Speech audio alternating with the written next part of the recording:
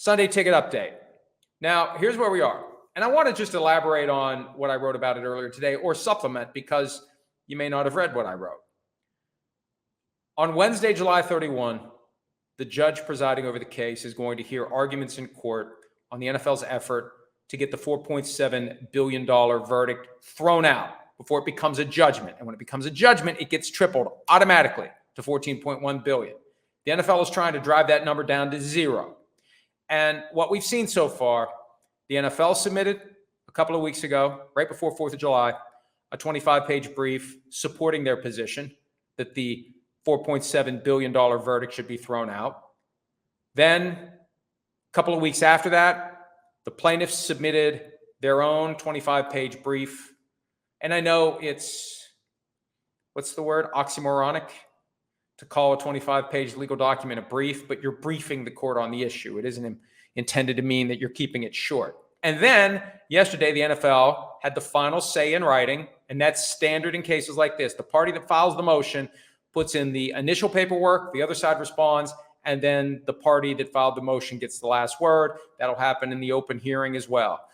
The NFL goes first, the plaintiffs respond, the NFL has the last word. When you're trying to change the status quo, you get the first word and the last word. So the NFL's brief from yesterday was a lot more brief, 12 pages.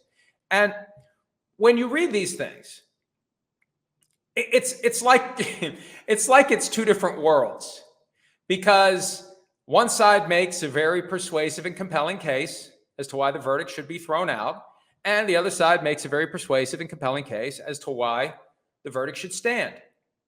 And both sides use citations to past cases. That's how it works in the law. Past cases, either in the same jurisdiction, which have far more force in theory, although sometimes they don't, sometimes they get ignored. But in theory, past cases from that same area of the country, the same state, the same federal district, the same federal circuit, have binding, in theory, precedential value on the outcome in this case. But you can draw bits and pieces from other cases all over the place, and you're just basically making a jigsaw puzzle of quotes and citations from this case, this case, this case, this case, supporting your argument that this is where the judge needs to go. And the other side does the same thing. And it's basically two mazes. And they're the same maze. One side says, here's the exit. The other side says, no, here's the exit. And what the judge has to do now is pick an exit.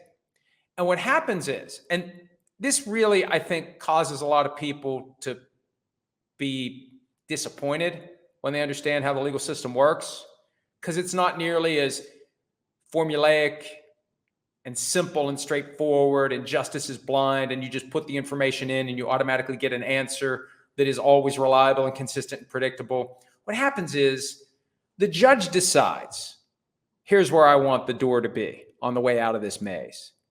And then the judge will ask his or her law clerks to use those various bits and pieces of all the past cases and other relevant precedent to support the legal argument and the reasoning that gets you from the entrance to the exit of the maze.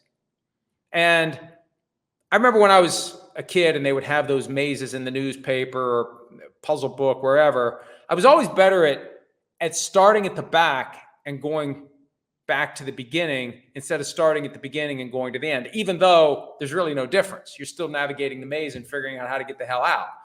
But a lot of times the judge starts at the end and works backward to justify what the judge wants to do. Now, sometimes the judge decides, I just can't get there. I can't do this in a way that will survive appeal. But that's what this comes down to. What does the judge want to do? And because the judge had some critical comments in open court without the jury present about the plaintiff's case, maybe the judge really will throw out the $4.7 billion and take his chances on appeal. What we could have happen is the judge could throw it out. The appeals court, U.S. Circuit Court of Appeals for the Ninth Circuit, could reinstate it, and then we go to the Supreme Court. But either way, with $14.1 billion on the line, the one thing I am certain of, this thing will continue to be appealed by whoever is on the losing end, as high as it can go. And that means Ninth Circuit, and then after that, a request for reconsideration before the full Ninth Circuit, and then after that, a petition with the U.S. Supreme Court to take up the case. And if they take it up, off we go.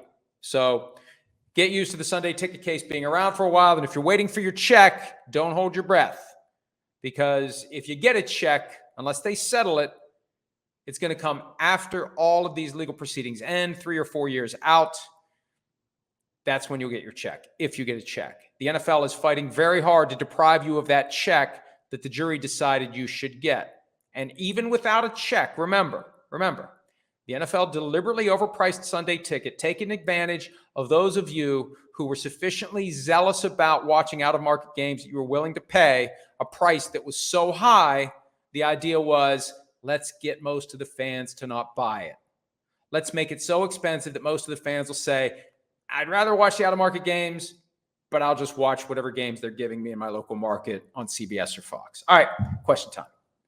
Oh, I'm still reading that transcript too, by the way. I'm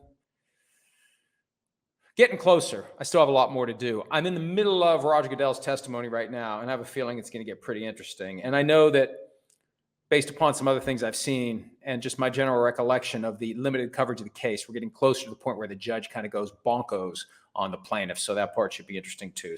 Hi, it's Mike Florio. Thanks for watching PFT on YouTube. Hit subscribe for the latest news and analysis from Pro Football Talk.